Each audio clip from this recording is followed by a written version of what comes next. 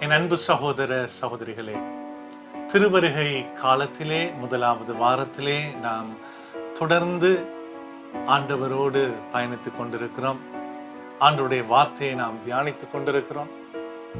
இன்றைக்கும் நாம் பார்க்கிறோம், இந்நாட்களிலே வாசிக்கப்படுகிற இறைவார்த்தை பகுதிகளை நாம் தியானித்து நம்முடைய உள்ளத்துக்குள்ளே இந்த வார்த்தையை எடுத்து நாம் அசை போடுவோம் என்று சொன்னால், இந்த வார்த்தை வல்லமையோடு நம் வாழ்விலே செயலாற்றுவதை, பதில் தருவதை, விடுதலை கொடுப்பதை, அற்புதங்கள் செய்வதை நாம் காண முடியும்.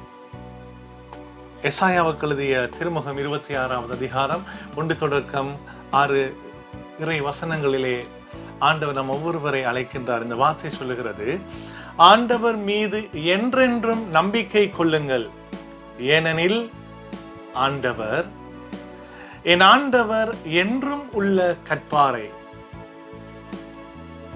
ஆண்டவர் மீது எப்பொழுதும் என்றென்றும் நம்பிக்கை வையுங்கள் என்று சொல்லுகிறார்.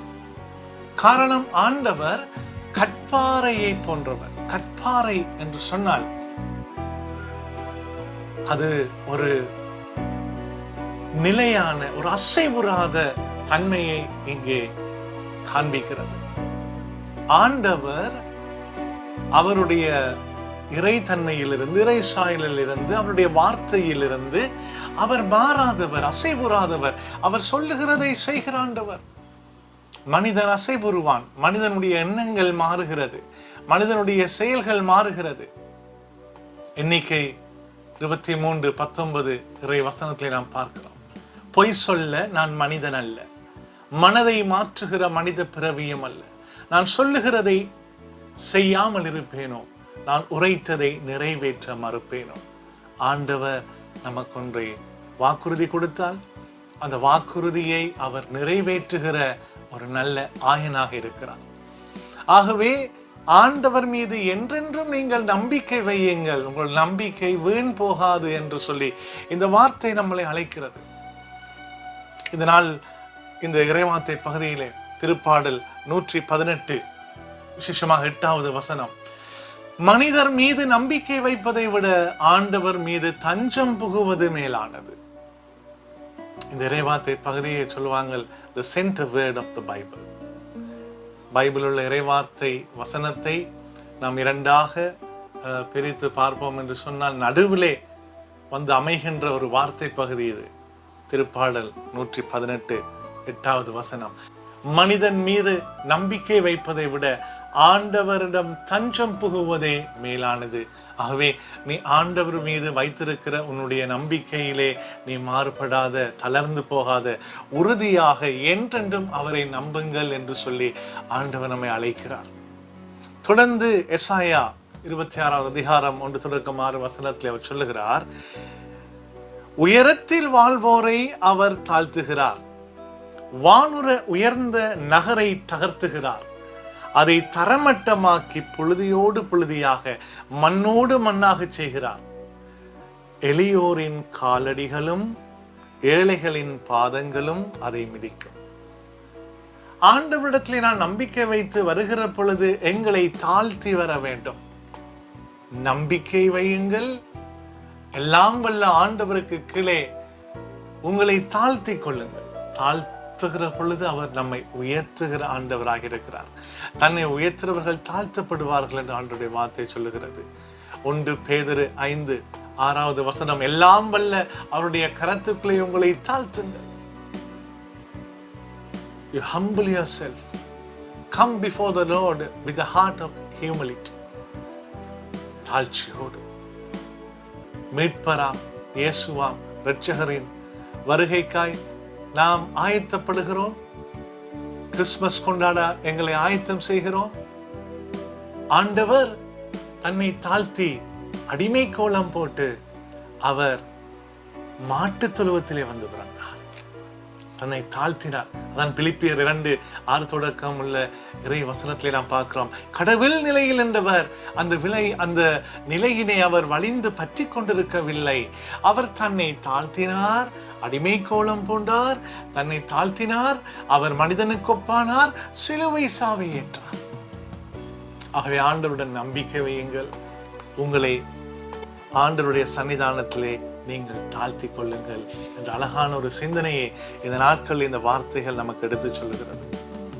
தொடர்ந்து ஆண்டோட வார்த்தை சொல்லுது. எசாயா 29வது அதிகாரம் 17 தொடக்கம் 24வது வசனத்திலே, ஆண்டவரின் செயல்கள் பலவீனமானவர்களை அவர் பலப்படுத்துகிறார், அவர் தீயவர்களை எச்சரிக்கிறார், நொறுங்குண்டவர்களை, தாழ்த்தப்பட்டவர்களை, நோயுற்றவர்களை குணமாக்குகிறார்.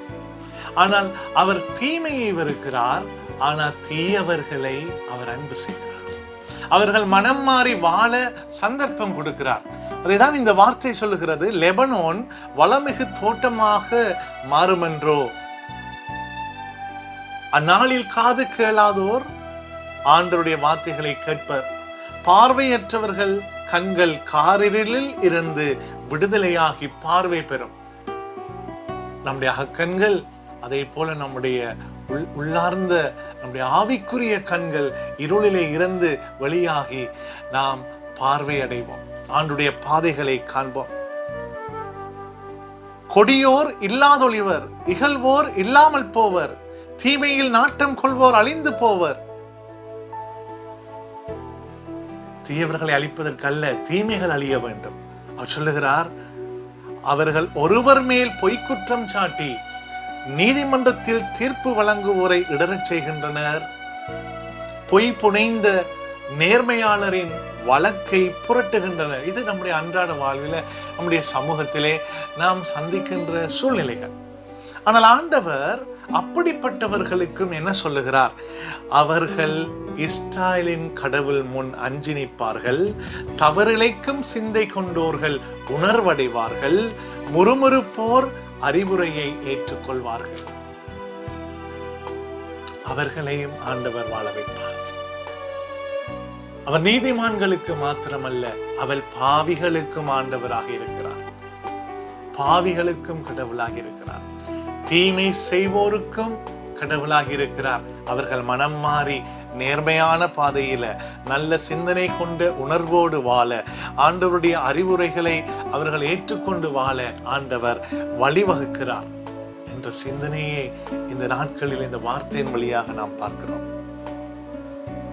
மத்தேயு நற்செய்தி 9ஆம் அதிகாரம் 27 தொடக்கம் 31 இறைவார்த்தை பகுதியிலே ஒரு பார்வையற்ற இருவர் பார்வை பெறுகின்ற ஒரு சம்பவம். தாவீதின் மகனே, எங்களுக்கு இரங்கும். அவர்கள் பார்க்க முடியாமல் இருக்கிறார்கள், ஆனாலும் அவர்கள் பார்வையற்ற சூழ்நிலையில் அவர்களுடைய ஆன்மா பார்வை பெறுகிறது. அதனாலதான் இயேசு அந்த வழியாக நடந்து போகிற பொழுது அவரை தாவீதின் மகனே, என் மீது இரங்கும் இரங்கும் என்று சொல்லி, அவரினால் எங்களுக்கு மீட்பு உண்டு, அவரினால் ரட்சிப்பு உண்டு என்பதை அவர்கள் உணர்கிறார்கள், நம்பிக்கை வைக்கிறார்கள், அதை வெளிப்படுத்துகிறார்கள், ஆண்டவரை நோக்கி கதறுகிறார்கள். அவருடைய ஆன்மா பார்வை பெறுது, அவருடைய உள்ளம் பார்வை பெறுது. ஆனால் இயேசு போகிறார். இயேசுவை பின்தொடர்ந்து அவர் இருக்கின்ற இடத்தை நோக்கி அவர்கள் சென்றார்கள். அப்பொழுது இயேசு அவர்களை பார்த்து கேட்கிறார். இயேசு அவர்களை பார்த்து, நான் இதை செய்ய முடியும் என்று நீங்கள் நம்புகிறீர்களா?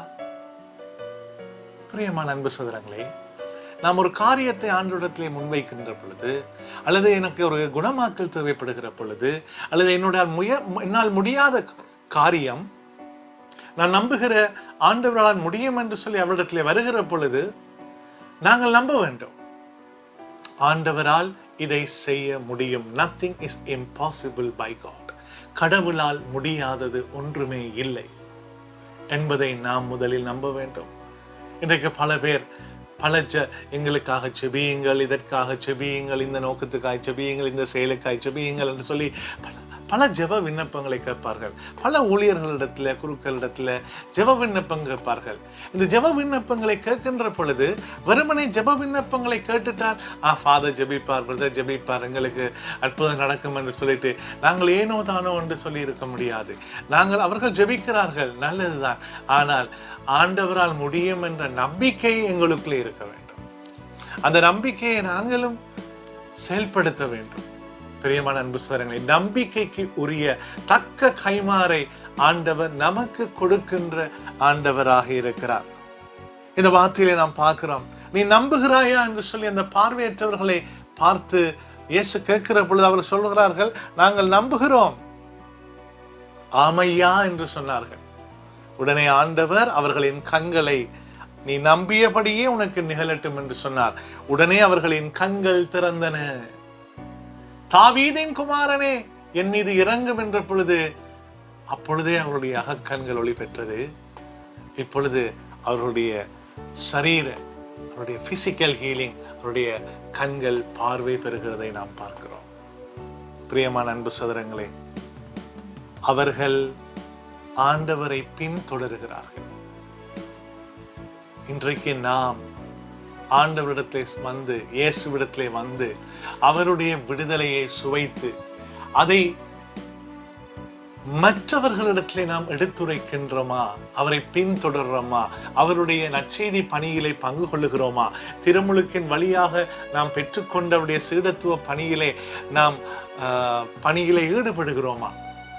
பெரிய அளவுல ஒரு பெரிய ஒரு ஆராதனை வைக்க முடியாம இருக்கலாம். ஆனால் ஒன் மேன் என்று சொல்வார்கள், முடியாமல் இருக்கலாம். ஆனால் அருகிலே இருக்கிறவர்கள், குடும்பத்தில் இருக்கிறவர்கள், சகோதர சகோதரிகள், நண்பர்கள் மத்தியில என்னால் ஆண்டவருடைய நன்மையான செயல்களை எடுத்துரைக்க முடிகிறதா? விட்னஸ் பண்ண, சாட்சி பகர என்னால் முடிகிறதா?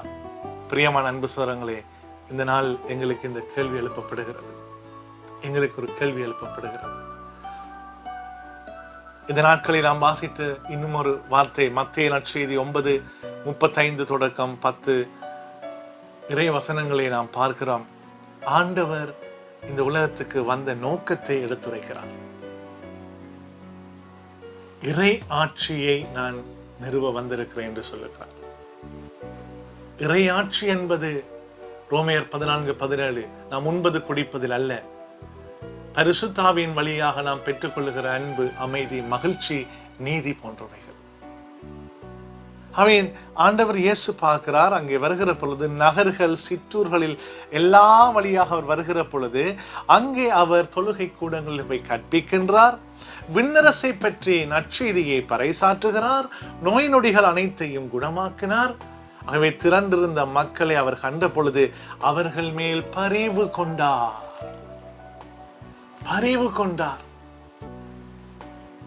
ஆண்டவருடைய நற்செய்தி பணியிலே அவர் இரக்கமும் அன்பும் பரிவும் கொண்டார். நற்செய்தி பணி செய்யறோம், சில நேரத்தில் எங்களுக்கு பயங்கரமான கோபம் இருக்கலாம்.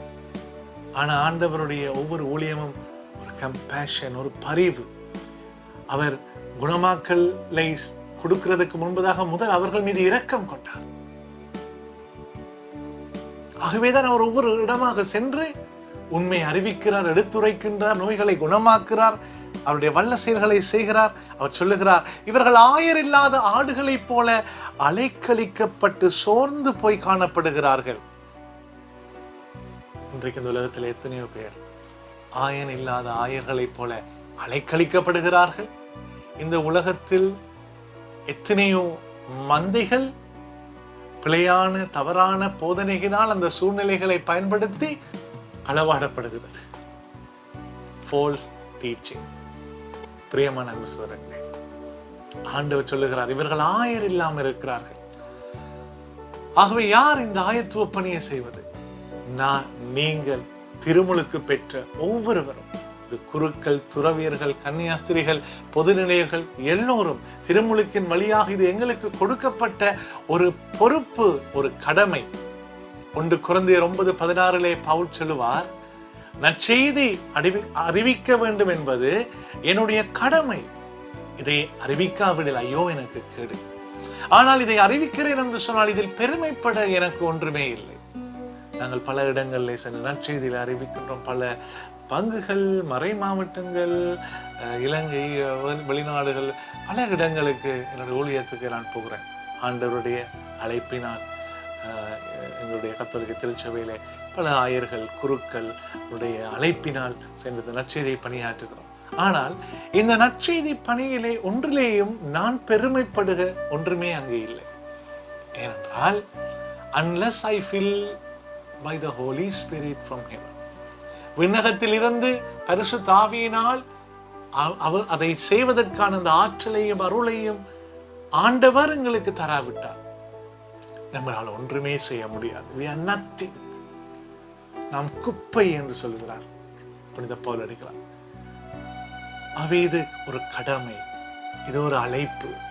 ஆண்டவர் இயேசு அவருடைய இந்த பகிரங்க பணியில தனியாக நின்றவர் செய்யல, அவர் பலரை அழைக்கிறதை நாம் இந்த வார்த்தையின் வழியாக பார்க்கிறோம். இந்த மத்தேயு நற்செய்தி 9:35 தொடக்கமுள்ள இறை வார்த்தை பகுதியிலே தொடர்ந்து 10ஆம் அதிகாரம் 1-8 இறை வார்த்தை பகுதிகளை நாம் பார்க்கிறோம். அவர் சொல்லுகிறார், அறுவடை மிகுதி, வேலையாட்களோ குறைவு. ஆகையால் தேவையான வேலையாட்களை தமது அறுவடைக்கு அனுப்பும்படி அறுவடையின் உரிமையாளரிடம் மன்றாடுங்கள். இங்க 2 மிஷன். ஒன்று, அறுவடைக்கு அனுப்பப்பட சீடர்கள் தேவை. ஆண்டவர் இயேசு 12 சீடர்களை அழைத்து அவருடைய அதிகாரத்தை அவர்களுக்கு வழங்கி, நீங்கள் கொடையாக பெற்றீர்கள், ஆகவே கொடையாக வழங்குங்கள் என்று சொல்லி அனுப்புகிறார். பணிக்கு செல்லுங்கள். They sent by Jesus. இன்னொரு பணி இங்கே சொல்லப்படுகிறது. எனக்கு போக முடியாவிட்டாலும், எனக்கு என்னுடைய சூழ்நிலை அல்லது என்னுடைய வயது, என்னுடைய இயலாமை, அதன் காரணமாக எனக்கு இந்த பணியை செய்ய முடியலாட்டி பரவாயில்ல, இன்னொரு பணி கொடுக்கப்பட்டிருக்கிறது. அறுவடைக்கு அதற்கு தேவையான கூலியாட்களை, வேலையாட்களை அனுப்பும்படி அறுவடையின் உரிமையாளரிடம் மன்றாடுங்கள். இன்டர்செஷன் பிரேயர், இறைவேண்டல் மிஷன். ஆகவே நாம் எங்கிருந்தாலும் ஆண்டவர் பேரால் 2 அல்லது 3 ஒன்றாக இணைந்து ஜெபிக்கிற இடத்திலே நான் இருப்பேன் என்று சொல்லி இருக்கிறார். ஆகவே நாம் எங்கிருந்தாலும் ஒரே மனத்தவர்களாக ஒன்று கூடி நாம் ஜெபிப்போம். அப்பொழுது உங்களுடைய வல்லமைமிக்க ஜெபம் ஆண்டவருடைய இந்த இறையாட்சி பணிக்கு தேவையான அனைத்து காரியங்களையும் செய்ய அது ஆற்றல் உள்ள, உயிருள்ள ஜெபமாக இருக்கும். பிரியமான அன்பு சகோதரங்களே, இறுதியாக உங்களுக்கு சொல்லுகிறேன், எசாயா 30:19-21 இறை வசனத்திலே ஆண்டவர் சொல்லுகிறார், சில நேரத்திலே ஆண்டவருடைய இந்த பணிக்காக, இறையாட்சிக்காக நாம் அழைக்கப்படுகிற பொழுது சில துன்பங்களுக்குள்ளே உள்ளாகுவோம், சில போராட்டங்களுக்குள்ளே உள்ளாகுவோம். இந்த வார்த்தை சொல்லுகிறது, ஆண்டவர் உங்களுக்கு துன்பம் எனும் அப்பத்தையும் ஒடுக்குதல் எனும் நீரை கொடுத்திருந்தாலும் இனி அவர் தம்மை மறைத்துக் கொள்ள மாட்டார். உங்கள் போதகரை நீங்கள் கண்களால் காண்பீர்கள். இந்த திருவருகை காலம், இந்த 1வது வாரம் எங்களுக்கு ஆண்டவர் மீது நீ நம்பிக்கை வை, காத்திரு, பலன் கிடைக்கும், அவர் நிச்சயம் விடுதலை தருவார் என்று தொடர்ந்து இந்த வார்த்தைகள், நம்பிக்கையை பற்றிய உறுதியான மொழிகளை நமக்கு ஆண்டவர் பேசிக் கொண்டிருக்கிறார். நிச்சயமாக ஆண்டவரை, போதகரை நீங்கள் உங்கள் கண்களால் காண்பீர்கள். ஆண்டோட வார்த்தையை வாசிக்கிற ஒரு நாள் நான் சில நேரத்தில் ஒரு சின்ன போர்டில் எழுதி வைப்பேன்.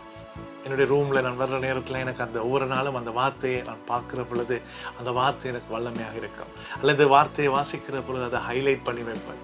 ஒவ்வொரு நாளும் ஒரு புத்தகம் இருக்கும், ஒரு கொப்பியை நான் மெயின்டைன் பண்ணுறது. அதாவது ஆண்டவருக்குள்ளே நான் பேசுகிறதோ, ஆண்டவர் என்னோடு பேசுகிற காரியங்களை நான் அந்த டேட்டை போட்டு எழுதி வச்சு கொண்டே இருப்பேன். இந்த வார்த்தையின் வழியாக ஆண்டவர் நம்மளோடு பேசுகிறார். இந்த வார்த்தை நமக்கு சொல்லுகிறது, இனி நீங்கள் ஒருபோதும் அழமாட்டீர்கள், அவர் உங்கள் மேல் திண்மமாய் அருள் கூறுவார். You will receive the grace of the Lord. ஆகவே நீங்கள் கூப்பிடும் குரலுக்கு செவிசாய்த்து உங்களுக்கு மறுமொழி அளிப்பார். எசாயா 30:19 இறைவசனம் சொல்லுகிறது, நீங்கள் அவரை நோக்கி கூப்பிடுகிற பொழுது அவர் உங்களுக்கு பதில் தருவார். ஆண்டவரை இனி உங்கள் கண்களால் காண்பீர்கள், அவருடைய செயலை காண்பீர்கள். ஆகவே இனிமேல் நீங்கள் நிலத்தில் விதைத்துள்ள விதை மீது ஆண்டவர் மழை பொழிவார். The sign of blessings. ஆண்டவர் உங்கள் காரியங்களை வாய்க்க பண்ணுவார். ஆண்டவர் செயலாற்ற தொடங்குவார். அவர் உங்களோடு, அவர் உடன் இருக்கிறார். பிரியமான அன்பு சகோதர சகோதரிகளே, இந்த நாளிலே கண்களை மூடி உள்ளத்தை திறந்து என்னோடு சேர்ந்து நீங்க ஒப்புக் கொடுங்க. ஆண்டுடைய சன்னிதானத்தில் அன்றைக்கு அந்த பார்வையற்றவன் ஆண்டவரை நோக்கி, தாவீதின் குமாரனே என் மீது இரங்கும் என்று சொல்லி கதறினார். ஆண்டவருக்கு எதிராக தவறுகள் செய்திருந்தால் ஆண்டவர் உனக்கு விடுதலை தருவார், மீட்பு தருவார் என்ற நம்பிக்கை இருந்தால் அந்த பார்வையற்றவனை போல தாவீதின் குமாரனே என் மீது இறங்கும் என்று அந்த சூழ்நிலைகளை ஆண்டவருடைய சன்னிதானத்தில் ஒப்புக் கொடுங்க. ஆண்டவர் செல்லுகிற இடமெல்லாம் மக்கள் மீது பரிவு கொண்டார். அந்த பரிவுள்ள இரக்கமுள்ள ஆண்டவர் மீது என்றென்றும் நம்பிக்கை வையுங்கள் என்று தியானித்தோம். உங்கள் நம்பிக்கை என்றென்றும் நிலைத்திருக்கட்டும். காது கேளாதவர்கள் காதுகள் திறக்கப்பட்டது. பார்வையற்றோர் பார்த்தார்கள். நோய்களை குணமாக்கினார், விடுதலை கொடுத்தார். அந்த ஆண்டவர் நம் மத்தியிலும் இன்று நம்மோடு இருக்கிறார் என்பதை உணருங்கள். அவர் எங்களுக்கு பதில் தருவார் என்பதை உணருங்கள். ஏதோ ஒரு வழியிலே ஆண்டவருடைய இந்த இறையாட்சி பணியிலே நானும் இணைகிறேன், என்னையும் எடுத்து பயன்படுத்தும் என்று உங்களை அர்ப்பணியுங்கள். மகா தயவும் இரக்கமும் மிகுந்த எங்கள் நல்ல தகப்பனே, திருவருகை காலத்தின் இந்த முதலாவது வாரத்தில் இந்த நாட்கள் முழுவதும் நாங்கள் வாசித்தோம், தியானித்தோம். நம்பிக்கையினூடாக உம்மிடத்திலிருந்து நாம் பெற்றுக்கொள்ளுகிற அருளையும் ஆசிரையும் இறை பிரசன்னத்தையும் வல்லமையும் அப்பா தகப்பனே, என்னோடு இணைந்து செபித்துக் கொண்டிருக்கிற ஒவ்வொருவரையும் நீர் கண்ணோக்கி பாருங்க. என்னுடைய வாழ்விலே ஏதோ ஒரு சூழ்நிலை, என்னுடைய நம்பிக்கை தளர்வுகள் ஏற்பட்டிருந்தால் பரிசுத்த ஆவியின் வல்லமையை பொழிந்து, உடைய ஆற்றலை பொழிந்து, உடைய நம்பிக்கையை பலப்படுத்தும். பலவீனத்திலே பலன் கொடுத்து தூயாவியானவரே எங்கள் மத்தியிலே வாரும். உன்னத கடவுளுடைய வல்லமை எங்கள் மத்தியிலே நிழலிடச் செய்திருக்கும். பரிசுத்தாவியானவரே, என்னோடு இணைந்து செபிக்கிற ஒவ்வொருவரையும் உச்சம் தலையிலிருந்து உள்ளம் கால் முதல் உடல் பொருள் ஆவி ஆத்துமா சரீரம் என்னுடைய சிந்தனை சொல் செயல் திறன் அனைத்தினூடாக நாகடி நரம்புகள் தசைகள் எலும்புகள் குருதிகள் ஒவ்வொன்றினூடாக உம்முடைய மகிமை பிரசன்னம் ஊடுருவி பாயச் செய்திருக்கும். ஆண்டவராய் இயேசுவே, உம்முடைய விலையேற பெற்ற இரத்தத்தினாலே நீர் ஒவ்வொருவரை கழுவும் தூய்மையாக்கும். உம்முடைய விலையேற பெற்ற பரிசுத்த வல்லமைமிக்க விடுவிக்கின்ற இரத்தத்தினாலே ஒவ்வொருவரையும் எல்லா விதமான தீமையிலிருந்தும் காவல் செய்திடலாம். ஒவ்வொருடைய உள்ளங்கள் புதுப்பிக்கப்படட்டும், குடும்பங்கள் ஆசீர்வதிக்கப்படட்டும். ஆண்டவரே, உம்முடைய அற்புதம், உம்முடைய அடையாளங்கள் ஒவ்வொருவருடைய மத்தியிலும் காணப்பட செய்தோம். இந்த ஜெபங்களை நம் ஆண்டவராகிய இயேசுவின் வல்லமைமிக்க பெயராலே ஜெபிக்கின்றோம். ஜெபம் கேளும் எங்கள் நல்ல பிதாவே, ஆமென். இரக்கத்தின் தாய், அருள் நிறைந்தவளே, மகாச்சரியத்துக்குரிய மாதா, இந்த வேளையிலும் எங்களுக்காக உன் திருமகன் ஆண்டவர் இயேசுவிடம் மன்றாடி அவருடைய ஆசிரையும் அருளையும் நிறைவாக பெற்று தந்தார். வாழ்க மரியே. God bless you.